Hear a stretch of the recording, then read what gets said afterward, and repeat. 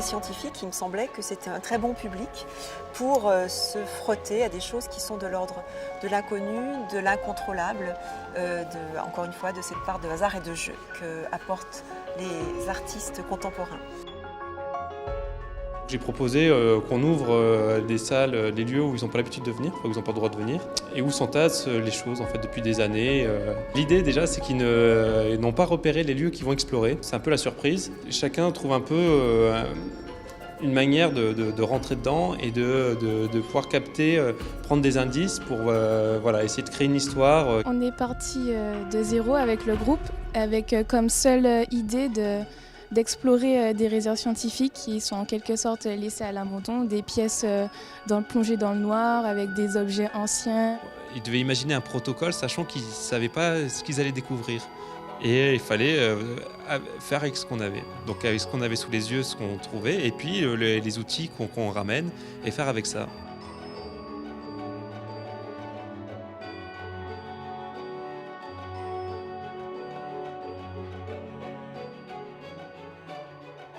Mon protocole, c'est très simple. Je vais jouer du saxophone et je vais prendre un objet et enregistrer le son qu'il fait quand je le prends, quand je le retire de son endroit.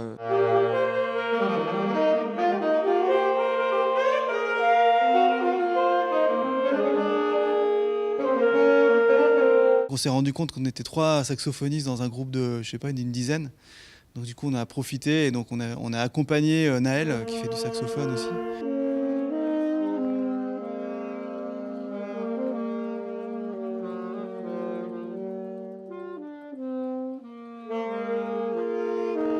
À l'université, le plus souvent, on a un protocole assez strict et on doit respecter à la lettre chaque étape.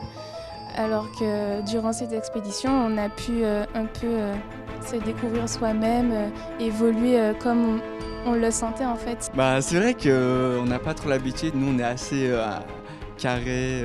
On va proposer au public un cheminement dans le MAC, dans les coulisses du MAC, dans des lieux comme ça où le public n'a pas accès. On aimerait bien, à travers ce parcours, que chaque groupe construise un processus ou un récit différent suivant les guides qu'ils auront, chaque étudiant sera un guide, suivant les documents consultés, et à chaque fois avec un résultat différent à la fin.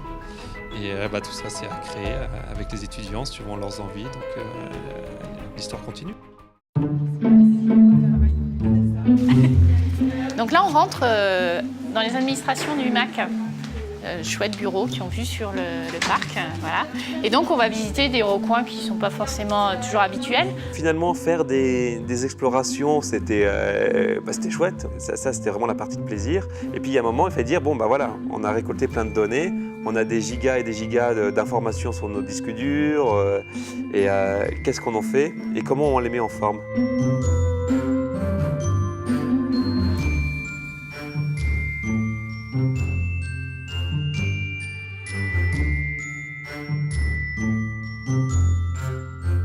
En fait, dans quelques salles, on a pu ramener des objets. Magnifique, hein. C'est des zooms sur des zooms, ça. Et on les a un peu installés donc, sur 2 jours dans plusieurs salles auxquelles on avait donc, accès.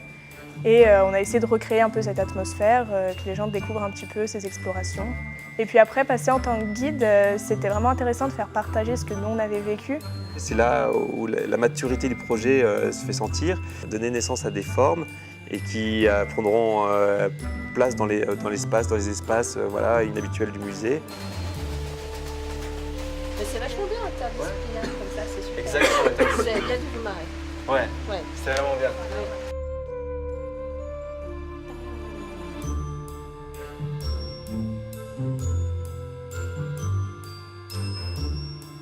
C'est un super projet, totalement, c'est une aventure et je pense que si on osait plus faire confiance aux scientifiques, aux artistes pour mener un projet aussi librement, il en sortirait des choses assez innovantes. Voilà.